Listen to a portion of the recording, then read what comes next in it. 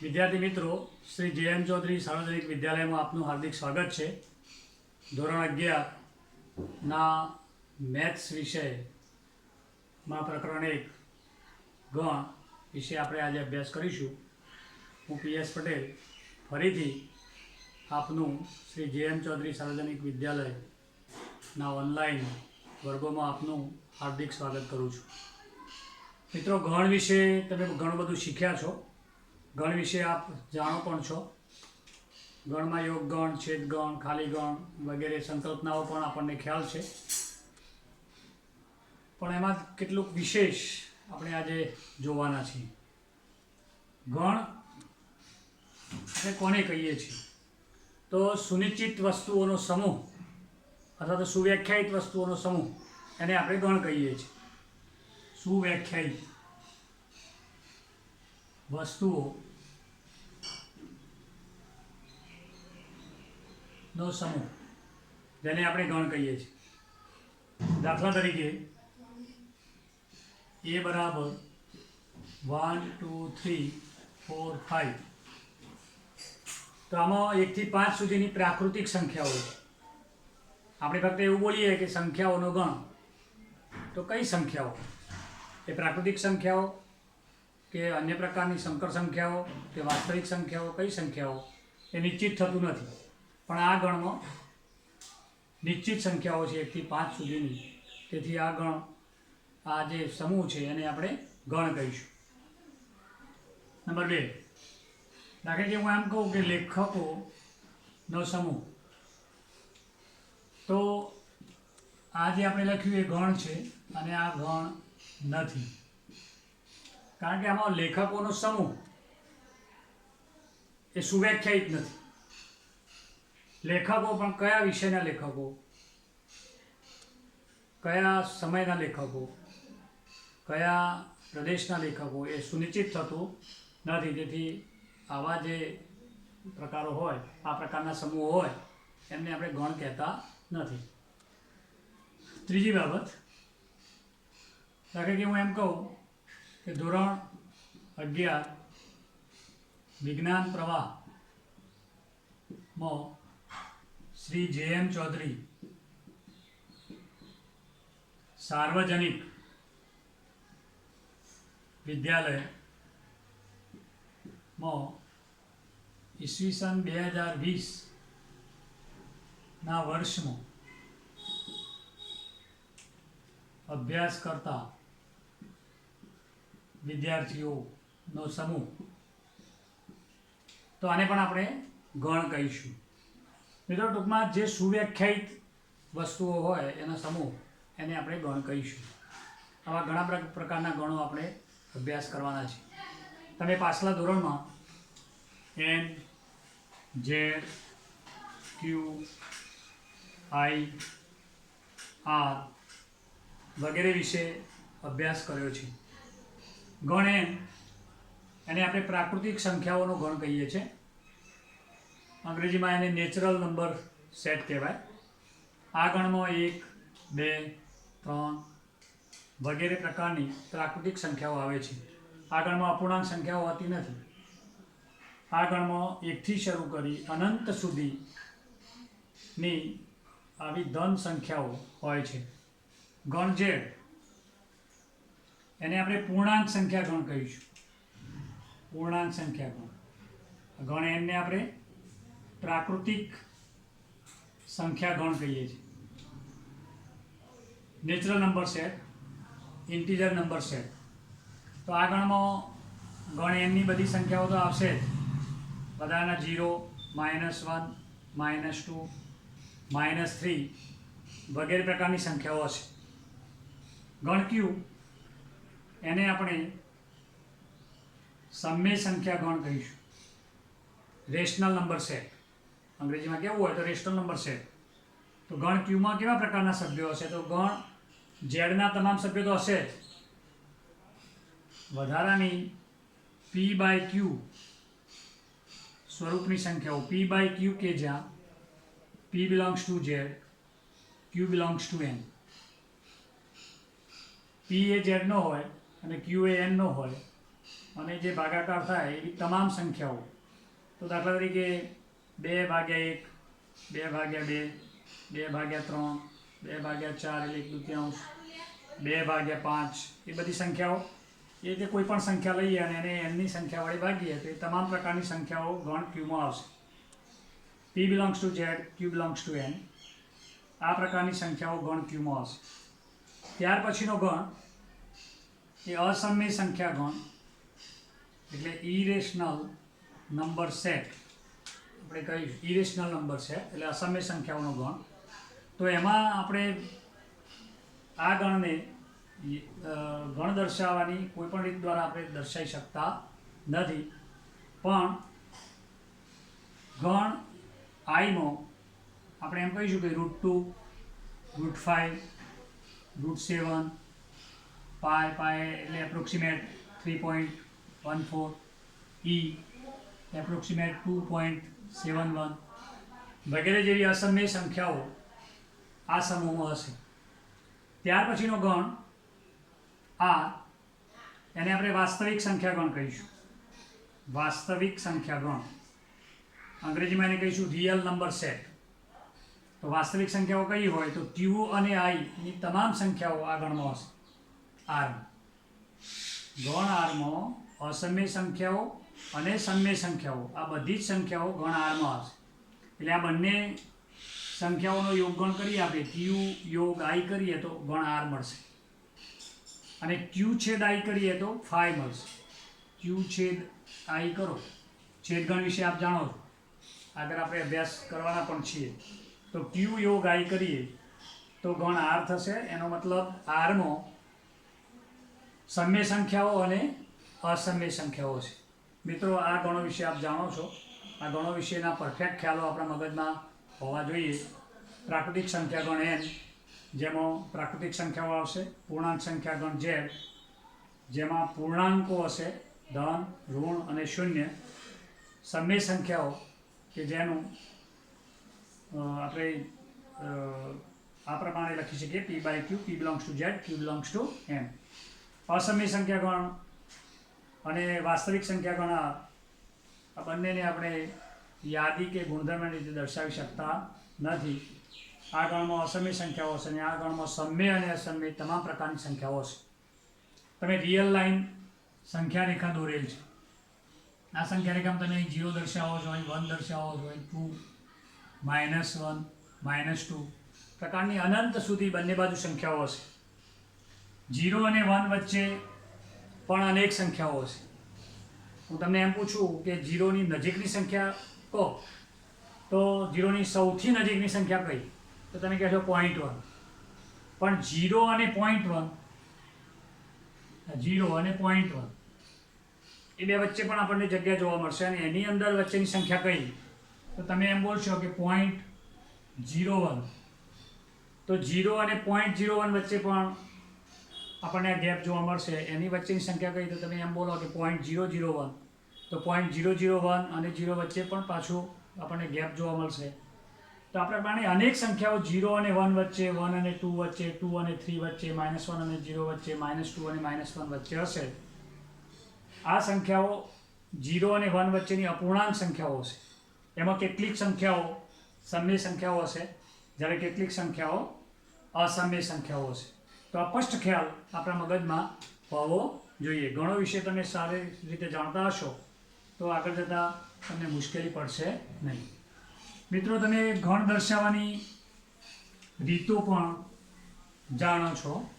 હું તમને એમ પૂછું કે ગણ દર્શાવવાની કેટલી રીતો છે, તો લગભગ બધા જ વિદ્યાર્થીઓને ખ્યાલ હશે કે ગણ દર્શાવવાની 2 રીતો છે. એક ગણ દર્શાવવાની રીતો, એમાં એક યાદીની રીત અને 2 ગુણધર્મની રીત. આ 2 રીતે આપણે ગણ દર્શાવીએ છીએ. યાદીની રીત આપેલી હોય તો ગુણધર્મની રીતમાં કન્વર્ટ કરતો આપણને આવડવું જોઈએ, અને ગુણધર્મની રીતે લખેલું હોય તો આની યાદી કઈ રીતે થાય એ પણ આપણને આવડવું જોઈએ. દાખલા તરીકે ગણ બરાબર 1 2 3 4 5 આ ગણ આપણે લઈએ તો મેં આ જે ગણ લખ્યો એ યાદીની રીતે લખેલ છે. આ ગણને ગુણધર્મની રીતે લખવો હોય ને ગુણધર્મની રીતે કઈ રીતે લખાય એના વિશે આપણે વિચારીએ. તો ગણ એ બરાબર x કે જ્યાં x belongs to n x less than 6 આવું લખાય. આનો મતલબ શું થયો? તો x એટલે આ ગમે તે સંખ્યાઓ જે આપેલી છે તે કેવી સંખ્યાઓ હશે? તો બિલોંગ્સ ટુ n એટલે પ્રાકૃતિક સંખ્યાઓ હશે. x લેસ ધેન 6 એનો મતલબ x એ 6 કરતો નાનો હશે. તો 6 કરતો નાનો અને બિલોંગ્સ ટુ n તો 1 થી શરૂ થાય ક્યાં સુધી અટકશે? તો 5 સુધી.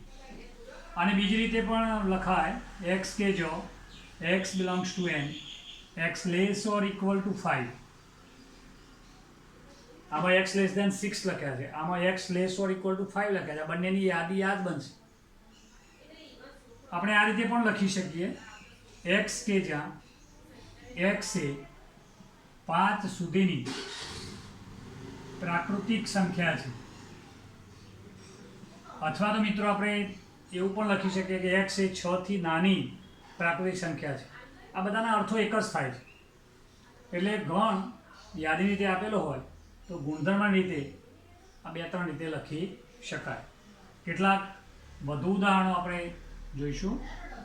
ગણ b બરાબર 2 4 6 8 10 12 ને ગુણધર્મની રીતે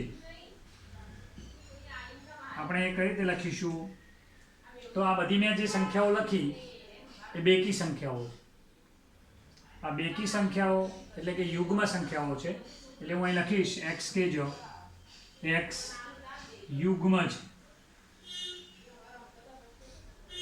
અને x એ યુગ્મ 12 સુધીની પ્રાકૃતિક સંખ્યા છે.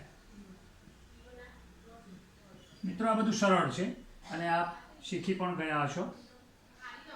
ગણ બી અને આ રીતે પણ લખાય x કે જો x બરાબર 2n n belongs to n n less than or equal to 6. આપણે આ રીતે પણ લખી શકીએ. n ની કિંમત કેવી લેવાની છે? તો બિલોંગ્સ ટુ n અને 6 સુધીની. તો અહીં વારા પરથી આપણે મૂકીએ, 1 મૂકીએ તો 2 આવશે, 2 મૂકીએ તો 2 ગુણ્યા 2 4 થાય, એમ 3 મૂકીએ તો 6, એમ છેલ્લે 6 મૂકીએ તો 12 સુધી સંખ્યાઓ આવશે. આમ આપણને યાદીની રીતે ગણ આપેલો હોય તેને આપણે ગુણધર્મની રીતે લખી શકીએ. એમ ગુણધર્મની રીતે આપેલ હોય તો એને યાદીમાં પણ ફેરવી શકીએ છીએ. તો એવું એક ઉદાહરણ આપણે લઈએ. નંબર 3 ગણ સી x કે જો x belongs two z x³ minus x બરાબર 0. આવો એક ગણ આપણને ગુણધર્મની રીતે આપેલો છે. તેને યાદીની રીતે લખવાનો છે ને યાદીની રીતે કઈ રીતે લખાય વિચારીએ. તો આ એક ઇક્વેશન આપણને એક સમીકરણ આપણને આપેલું છે x³ માઇનસ x બરાબર 0. અમારી x કોમન લઈએ તો x² માઇનસ 1 બરાબર 0. આનો અર્થ થાય x બરાબર 0 કે x² બરાબર 1 and therefore x equal to plus or minus 1.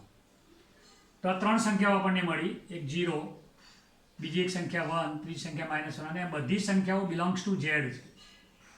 અહીં જે શરત હોય એ આપણે જોવાની થાય. તો આ ત્રણ સંખ્યાઓ 0 પ્લસ ઓર -1 આ બધી સંખ્યાઓ બિલોંગ્સ ટુ z છે. તેથી આ ગણમાં ત્રણ સંખ્યાઓ 0, 1 અને -1 આવશે. અહીં આગળ બિલોંગ્સ ટુ n આપણે લખ્યું હોત, બિલોંગ્સ ટુ n, તો 0 not belongs to n, -1 not belongs to n, 1 belongs to n. એટલે જો બિલોંગ્સ ટુ n લખીએ તો આ ગણ સી માં એક જ સભ્ય આવશે 1. એટલે મિત્રો ખાસ આ શરતો જોવાની થાય. આ બહુ સરળ છે, છતાં પણ જો તમે આ શરત જોવાની ભૂલી જશો તો આમાં ભૂલ કરશો. બિલોંગ્સ ટુ ઝેડ હોવાથી મેં ત્રણ સભ્ય લખ્યા, પણ દાખલા કે હું અહીંયા બિલોંગ્સ ટુ n આવું કરી દઉં તો તો બિલોંગ્સ ટુ એન કરીએ તો આપણે આવું વિચારી શકીએ કે 1 belongs to n, 0 not belongs to n, -1 not belongs to n, and therefore આ ગણમાં એક જ સભ્ય આવશે 1. અને આ એક જ સભ્ય હોય એવા ગણને આપણે એકાકી ગણ કહીએ છીએ. આ બધી વ્યાખ્યાઓ તમે જાણો. મિત્રો, આ રીતે અનેક ગણ વિશે આપણે વિચારી શકીએ. દાખલા તરીકે નંબર 4, ગણ ડી બરાબર x કહેજો, x belongs to n, x² - 5x - 6 બરાબર 0. અહીં એક દ્વિઘાત સમીકરણ આપણને આપેલું છે. દ્વિઘાત સમીકરણના કોન્સેપ્ટ તમારા ક્લિયર છે એવું સમજીને આપણે ગણીએ તો x² - 5x - 6 બરાબર 0. આના અવયવ આપણે પાડીશું તો અવયવ કયા થાય એ વિચાર. તો અહીં દ્વિઘાત સમીકરણના અવયવમાં તમે આ બેનો ગુણાકાર કરો છો, -6 થાય, અહીં -5 આવવા જોઈએ, એટલે એક અવયવ પડશે x+1 અને બીજો અવયવ થશે x - 6. તો x - 6 = 0, અહીં x+1 = 0, therefore x = -1, x = 6. 6 belongs to n, અહીં belongs to n આપેલા છે. -1 not belongs to n, and therefore ગણ D માં આપણને એક જ સભ્ય 6 મળશે. જો belongs to z હોત તો બંને સભ્યો આની અંદર આવે. belongs to r હોય તો પણ આ બંને સભ્યો આની અંદર આવશે. આવા અનેક ગણો વિશે આપણે વિચારી શકીએ. અને આ પ્રકરણમાં સ્વાધ્યાય 1.1 પ્રકરણ 1 ગણ, એમાં સ્વાધ્યાય 1.1 એમાં આ પ્રકારના દાખલાઓ આપેલા છે. યાદીમાંથી ગુણધર્મમાં ફેરવો, ગુણધર્મમાંથી યાદીમાં લખો. આવા અનેક ઉદાહરણો વિચારી શકાય. એક વધુ ઉદાહરણ આપણે જોઈએ. તમે જ્યારે JEE એક્ઝામ આપવા જશો ત્યારે આ પ્રકારના ગણો લખેલા હશે. તો x belongs to r, x² - x - 3 બરાબર 0. આ પ્રમાણેનું એક સમીકરણ આપણને આપેલું છે. હવે આ સમીકરણના ડાયરેક્ટ તમે અવયવ પાડવા જશો તો સીધા અવયવ નહીં પડે. એટલે દ્વિઘાત સમીકરણમાં આપણે વિવેચક સૂત્ર, ડિસ્ક્રિમિનન્ટ b² - 4ac આ જોવું પડશે. અને d > 0 હોય તો સમીકરણના બે ભિન્ન અને વાસ્તવિક ઉકેલ મળે. d > 0 હોય, d બરાબર 0 હોય તો સમીકરણના સમાન અને વાસ્તવિક બીજ મળશે. અને d < 0 હોય તો સમીકરણના વાસ્તવિક બીજ ન મળે, અવાસ્તવિક બીજ મળે, એટલે કે સંકર સંખ્યાઓ મળે. એ આપણે 5મા ચેપ્ટરમાં જોઈશું. પણ અત્યારે d વિશે વિચારીએ તો -1² - 4 1 - 3 1 + 12 = 13, d > 0 મળે. તો આ પ્રકારના સમીકરણના જ્યારે ડાયરેક્ટ અવયવ ના પડતા હોય ત્યારે આપણે d શોધીએ છીએ અને પછી બીજ શોધીએ છીએ. x બરાબર -b ± √δ/2a અથવા તો √d/2a. આપણે d લખ્યું છે. તો -b આમાં a બરાબર 1 છે, b બરાબર -1, c બરાબર -3. તો b ની કિંમત લખીએ તો 1 ± d ની કિંમત √13/2 × 1 એટલે 2. અને આ જે કિંમત મળી એ વાસ્તવિક સંખ્યા છે. આમાં બે રીત છે, એક 1 + √13/2, બીજો 1 - √13/2. તો d બરાબર 1 + √13/2, 1 - √13/2. તો આવા અનેક ગણો વિશે આપણે અભ્યાસ કરી શકીએ. ઘણા બધા ઉદાહરણો આપણે લઈ શકીએ. સ્વાધ્યાય 1.1 એની અંદર ગણ વિશેના કોન્સેપ્ટ આપણા ક્લિયર થશે. એની આગળ આવતા ઉદાહરણો આપ સમજશો, ગણશો. અને ગણ વિશેના જેટલા પણ ઉદાહરણો હોય, જેટલા પણ સ્વાધ્યાયના દાખલા હોય, એમાં યાદની રીતના, ગુણધર્મની રીતના એનો અભ્યાસ કરશો. સ્વાધ્યાય 1.1 હોમવર્કમાં કરવાનું થાય છે. બહુ સરળ અને સરસ મજાનું સ્વાધ્યાય છે.